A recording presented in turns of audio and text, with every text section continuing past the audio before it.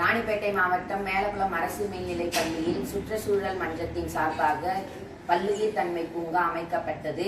இதன் மூலமாக மிஷன் இயற்கை திட்டத்தினை கடந்த 3 முதல் 4 வாரங்களாக செயல்படுத்தி வருகிறோம். இதன் விளைவாக பல்வேறு காய்கறிகளும் பல்வேறு வகையான விலங்குகளையும் பற்றி ஆய்வை மேற்கொண்டோம். இதன் விளைவாக பல்லுயிர் பெருக்கத்தினை அறிய முடிந்தது. நன்றி.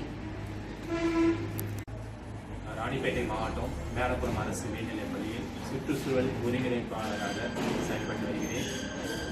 இங்கு இதற்கு முன்னாடி இப்படிப்பட்ட ஒரு பூங்கா ஏற்படுத்தப்படவில்லை. நான் வந்ததிலிருந்து பல்லுயிர் தன்மை பூங்கா ஏற்படுத்தப்பட்டு பல்வேறு வகையான இயற்கை சார்ந்த பசுமை சார்ந்த நிகழ்வுகள் பல நிகழ்ச்சிகளில் நடத்தியிருக்கோம். இதன் விளைவாக கடந்த 3 to 4 வாரங்கள் மிஷன் இயற்கை திட்டத்தின் மூலமாக இந்த பூங்காவின் மூலம் பல்வேறு வகையான தாவரங்கள் மற்றும் விலங்குகள், அதுக்கப்புறம் பார்த்தீங்கன்னா காய்கறி தோட்டங்கள், அதுக்கப்புறம் வெளியிலிருந்து வருகின்ற விலங்குகள், அதுக்கப்புறம் பள்ளி வளாகத்தில் உலாவி வரும் விலங்குகள்.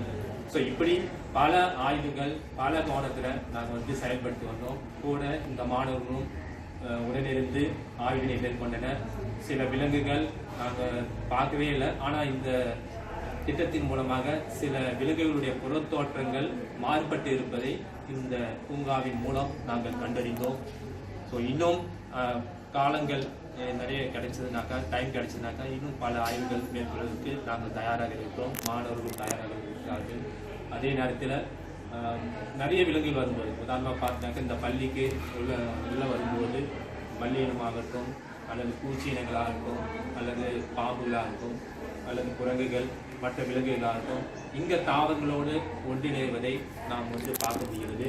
மாணவர்களும் புதியதாக ஒரு ஆய்வை இதன் மூலம் மேற்கொண்டுள்ளனர். இன்னும் வாய்ப்பு கிடைத்தால்